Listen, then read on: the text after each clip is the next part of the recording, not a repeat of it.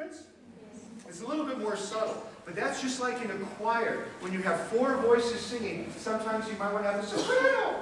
Sometimes you want to have bass. And this is part of being a musician. Not that all the voices sound the same all the time. You have to distinguish between who, inside a group of people having a conversation, who has the right to speak, and then the others listen. And then the others get the chance to speak. All right, we're going to now hear some music by my favorite composer, Johann Sebastian Bach. Now, Bach was the major composer, not of the classical, not of the romantic. He was the major composer of the Baroque era. And he had 20 children.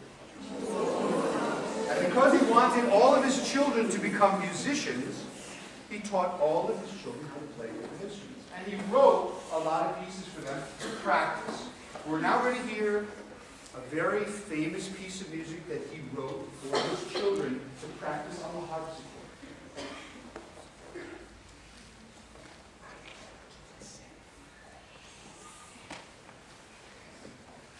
The harpsichord is a very quiet instrument.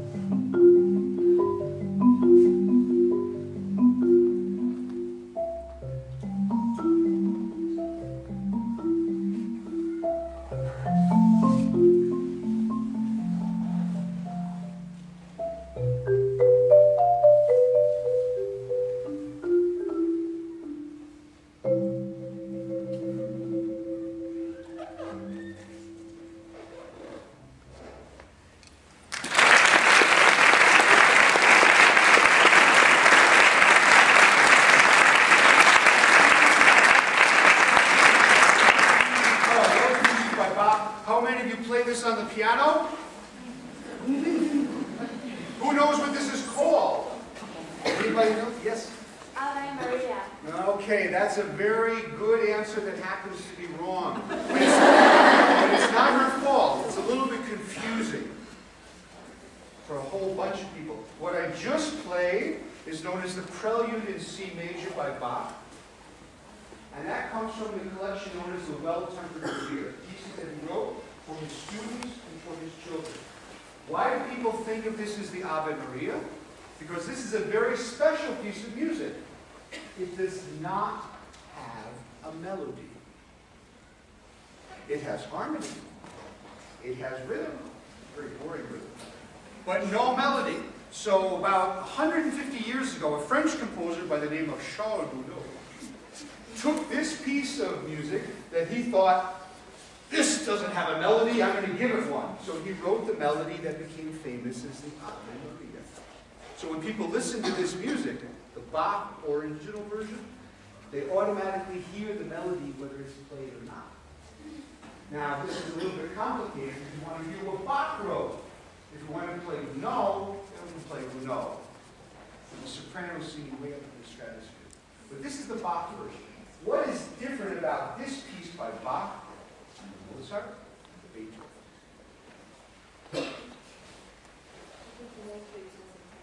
Sorry, say it again?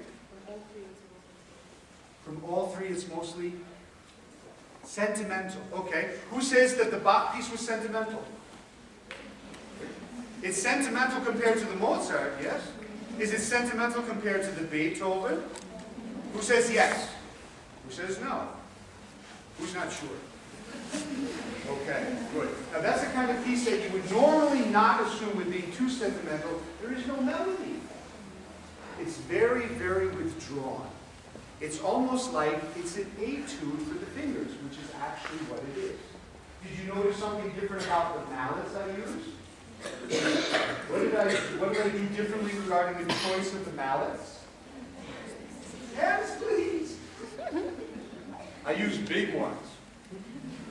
Big ones. In order to because I'm emphasizing the bottom of the instrument, the bass side. Did I use the high side of the marimba in the Bach piece? Did I do that in the Mozart and the Beethoven? Yes. So that's one difference. Did the Bach piece get faster or slower? Not really. It's basically one tempo, one rhythm the whole time. It's a very peaceful kind of piece. Okay. Would you say that the Bach was the most peaceful of the three? I think so in some ways. Would we call the Bach exciting? No. Bach was exciting at different times. It was a very famous piece called Toccata in D minor.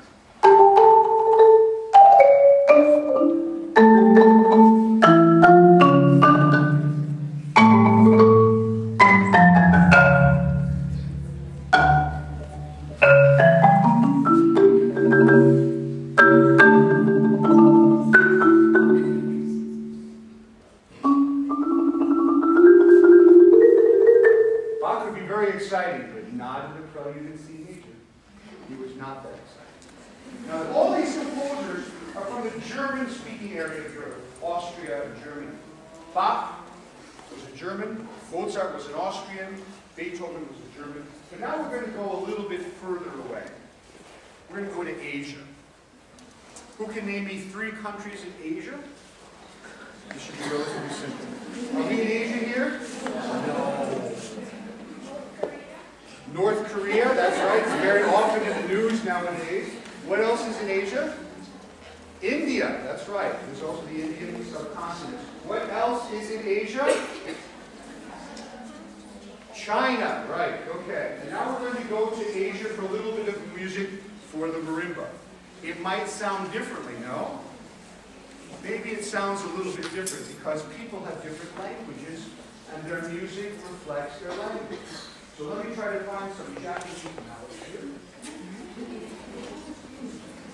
Okay. Excuse me, I want to step in. And of course, if I'm going to play Japanese music, I have to get in the mood.